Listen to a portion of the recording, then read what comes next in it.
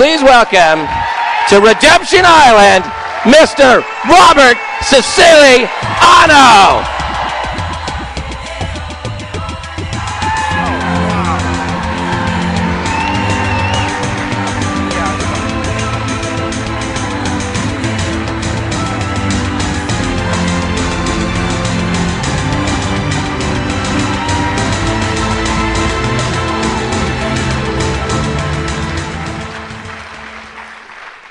One truth still about Redemption Island, you still only have 5 minutes. It's still a 5-minute clock. Could we get the 5-minute clock back on the screen? And your time for Fast 5 Take 2 starts now. There is a part of our population, we call them 1%ers. They are the human predators that live amongst us.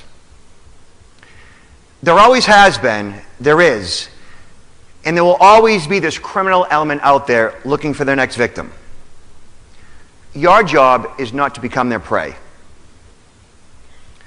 In the short time we have together, I'm going to discuss personal security as it relates to protecting your person, your home, your data, and your devices. Let's talk home security and home invasions. 8 years ago this week, 300 miles north of here, in Cheshire, Connecticut, Jennifer Hawk Pettit and her 2 daughters were brutally murdered in a horrific home invasion. Dr. William Pettit, husband and father, survived, scarred for life. There are a number of things you can do to prevent something like this from happening. But when we hear this, we live in denial thinking that it can't happen to me. And that prevents us from putting those systems in place. So I'm going to give you 2 things right now to protect yourself, and it's easy. Lock your doors and install a home security system. And when you hear that, you say, well, I don't want to live like that. Like you don't want to be paranoid.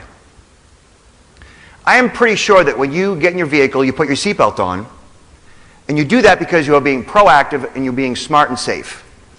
Locking your doors and installing a home security system is being proactive, smart, and secure. It's as simple as that.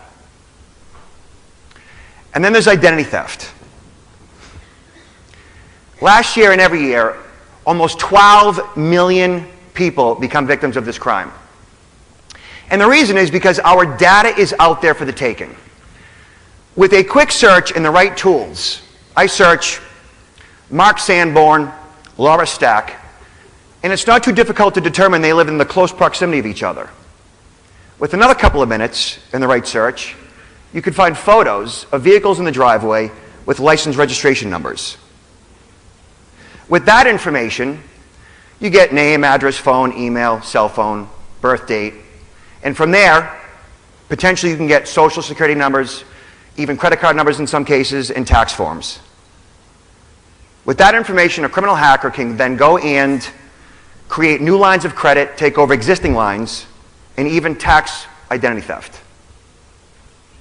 There are a number of things you can and do to protect yourself. I'll give you 2. There's identity theft protection. You've seen these services listed on online and in TV, and they've matured quite a bit over the years.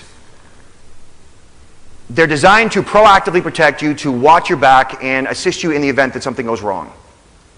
And then there's a credit freeze. Credit freeze locks down your social and your credit report, preventing new account fraud. Mobile security. I did a not yet with that slide. Thank you.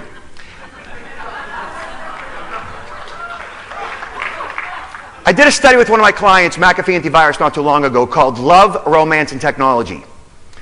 Basically, we studied 18 to 75-year-olds in their digital romantic lives. And unsurprisingly, we discovered that 18 to 24-year-olds, they sexed a lot. You know what sexting is? It's sexy text messages, right? But you know what was kind of surprising to us? Do you know who sexts the most? 50 to 75-year-olds.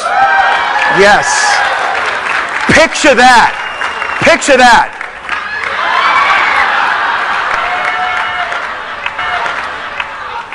So there are two things you need to do to protect yourself. Password protect your device, and make sure whoever you are sexting, they password protect their device.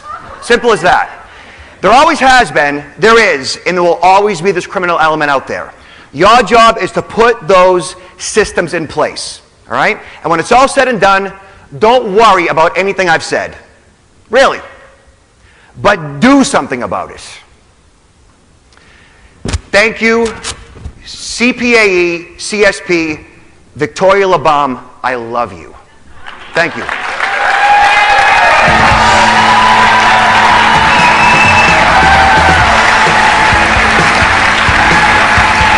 That's my shirt.